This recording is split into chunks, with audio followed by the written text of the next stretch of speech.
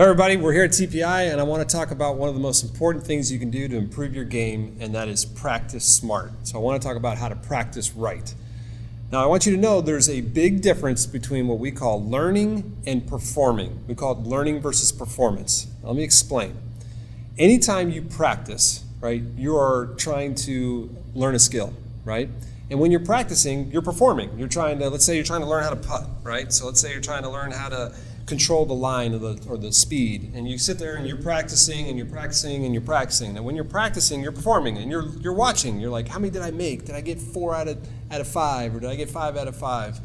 And I think a lot of us use our results of performance to see if we're learning.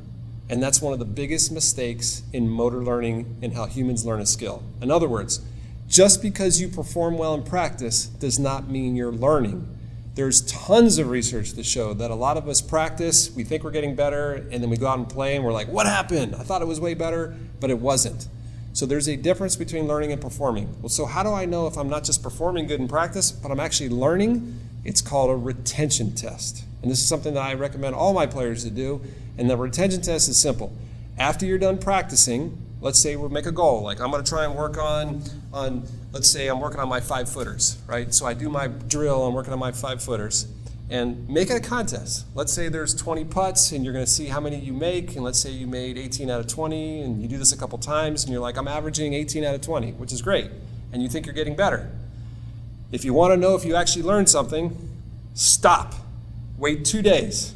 Come back 2 days later to the putting green and do what's called a retention test. Do the exact same test.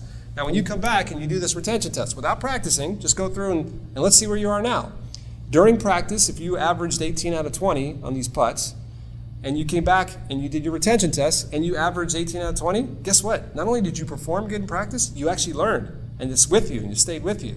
But I think a lot of you are going to see when you come back 2 days later, you tried this little retention test, and now all of a sudden it's 15 out of 20 or 14 out of 20. And you thought you were getting better, but you weren't. You were just performing better in practice, and you actually weren't improving your skills.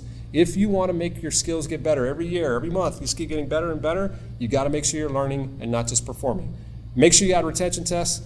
That's the only way you know if you're learning. I hope that helps you practice smarter.